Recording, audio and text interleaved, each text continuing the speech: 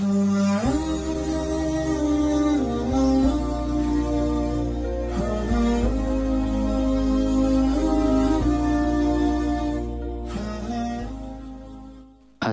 warahmatullahi wabarakatuh. Sahabat beriman yang dirahmati Allah, ternyata fenomena telinga bersuara, berdengung, atau nging telah menjadi pertanyaan umum bagi banyak orang, terutama umat Islam. Banyak yang mengira bahwa ia sedang digosipkan oleh tetangga yang tidak suka dengannya. Namun menariknya, 1400 tahun yang lalu, Nabi Muhammad juga telah membahas fenomena telinga berdengung ini. Beliau mengajarkan bahwa jika seseorang mengalami telinga berdengung, itu berarti mereka berada di tingkatan tertinggi di dalam roh atau mala al-a'la. Dalam pandangan medis, tinnitus atau apa yang umumnya kita kenal sebagai telinga berdenging adalah suatu kondisi yang dialami oleh sekitar 15% hingga 20% populasi, terutama pada lansia. Tinnitus dijelaskan sebagai pengalaman mendengar suara seperti berdenging atau jenis lainnya seperti mendengung, menggelegar, mengklik, mendesis, atau berdengung di satu atau kedua telinga, meski tidak ada sumber suara eksternal yang ada. Tinnitus dapat disebabkan oleh berbagai hal, termasuk sel-sel rambut yang rusak, atau patah di bagian dekat telinga yang menerima suara. Perubahan dalam aliran darah melalui pembuluh darah terdekat, masalah dengan sendi tulang rahang, dan masalah dengan cara otak memproses suara. Kondisi ini biasanya disebabkan oleh suatu kondisi mendasar, seperti gangguan pendengaran yang terkait dengan usia, cedera telinga, atau masalah dengan sistem sirkulasi. Oleh begitu, sebagai umat Islam, kita juga harus mendengarkan penjelasan dari sumber-sumber Islam seperti hadis Nabi dan pendapat para ulama agar tidak tersesat. Ada sejumlah ulama yang berpendapat bahwa telinga berdengung merupakan panggilan dari Rasulullah. Gagasan ini didasarkan pada penafsiran dari beberapa hadis dan teks keagamaan. Salah satu dalil yang digunakan untuk mendukung pandangan ini adalah kutipan dari kitab Al-Ajiji Al-Jami'i Us-Soghir.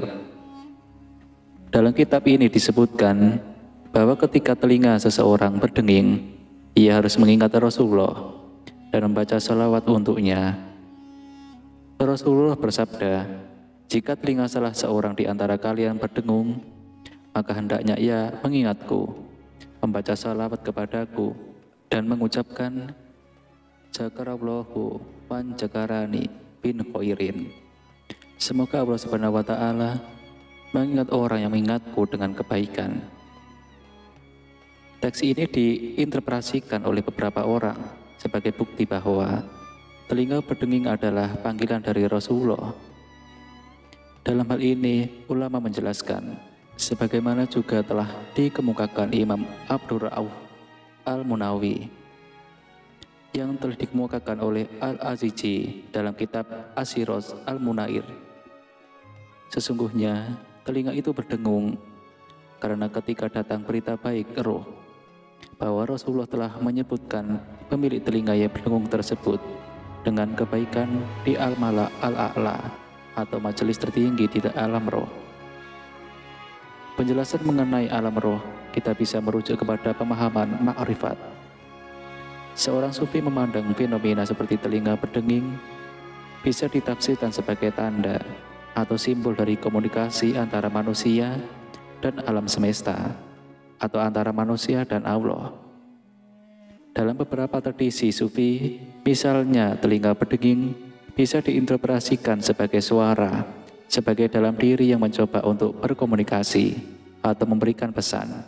Dalam tradisi sufi, telinga berdenging bisa diinterpretasikan sebagai suara, sebagai dalam diri yang mencoba untuk berkomunikasi atau memberikan pesan.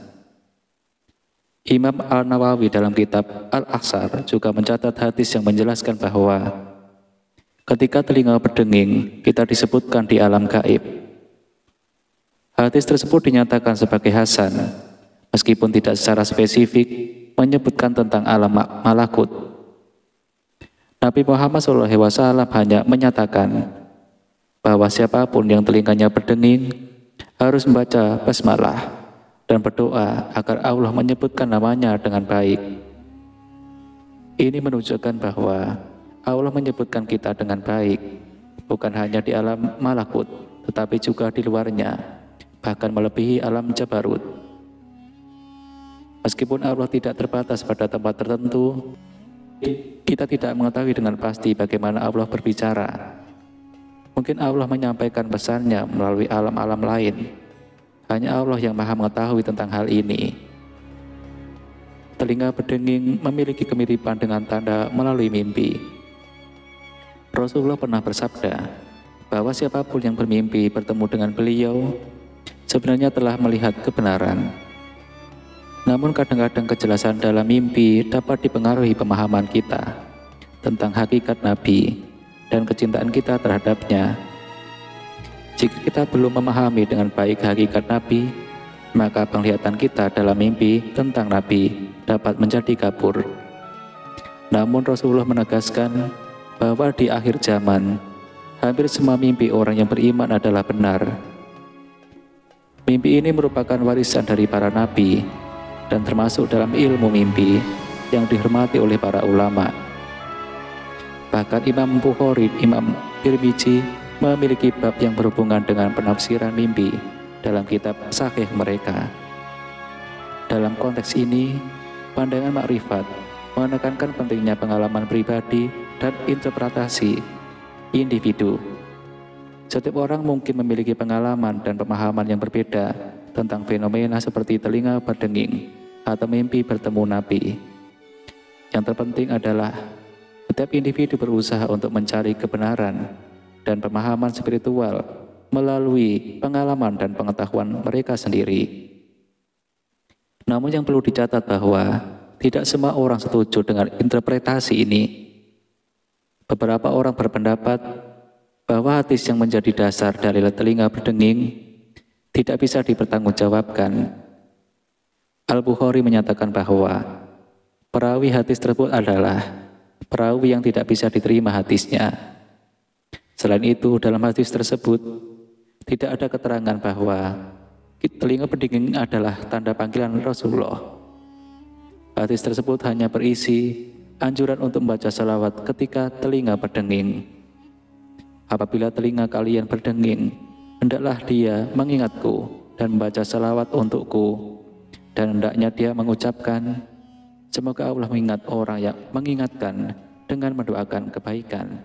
Beberapa ulama berargumen, mengapa mereka menganggap hadis ini tidak bisa dipertanggungjawabkan. Hadis ini diriwayatkan oleh beberapa perawi, termasuk Al-Jiji dalam kitab Al-Siraj, Al-Munir, Al-Huraiti dalam Makarim Al-Ahlak, Al-Qaili dalam Al-Maudu'at melalui jalur Muhammad bin Abu Idillah dari Ma'mar dari bapaknya. Namun Imam Bukhari menyebutkan bahwa Ma'mar dan bapaknya keduanya tidak dapat dipercaya dalam meriwayatkan hadis. Demikian pula ada Rukudni menyebutkan bahwa Muhammad bin Abu Idillah dianggap sebagai perawi yang tidak dapat diandalkan. Lebih lanjut, Al-Ukaili juga mengomentari bahwa hadis ini tidak memiliki asal atau tidak ada kitab hadis. Dan Muhammad bin Ubaidillah dianggap sebagai perawi yang tidak dapat dipercaya menurut Bukhari. Oleh karena itu, menurut mereka, hadis ini tidak dapat dipertanggungjawabkan dan tidak perlu diperhatikan apalagi dijadikan acuan. Beberapa orang bahkan berpendapat bahwa hal seperti ini bisa disalahgunakan untuk menyesatkan orang lain. Walau begitu, pandangan ini didukung oleh Muktamar Nahdlatul Ulama ke-11 di Banjarmasin pada tanggal 19 Rabiul Awal 1355 Hijriah. Dalam muktamar itu dijelaskan bahwa suara nging di dalam telinga menunjukkan bahwa Rasulullah sedang menyebut orang tersebut dalam perkumpulan yang tertinggi atau al-amala al-a'la agar ingat kepada beliau dan bersalawat kepadanya. Namun ini tidak berarti bahwa setiap kali telinga seseorang berdenging itu adalah tanda Rasulullah sedang memanggil. Bisa saja memang karena pengaruh yang lain, seperti kondisi medis atau hal lain yang tidak diketahui. Namun juga perlu diperhatikan bahwa walaupun ada beberapa ulama yang menyatakan hadis ini sebagian lemah, kita tidak lantas berhenti mengucapkan sholawat kepada beliau. Sebagai kesimpulan, meski ada beberapa dalil dan interpretasi yang digunakan untuk mendukung hal ini, bahwa telinga berdenging adalah tanda Rasulullah sedang memanggil, masih ada perdebatan dan kontroversi seputar validitas dan interpretasi dari dalil-dalil tersebut. Oleh karena itu, penting untuk selalu melakukan penelitian dan kritik secara mendalam sebelum menerima informasi semacam ini, dan penting untuk menyimak setiap pembahasan sampai tuntas. Wallahualam bishawab. Demikian yang bisa saya bagikan. Semoga bermanfaat untuk kita semua. Assalamualaikum warahmatullahi wabarakatuh.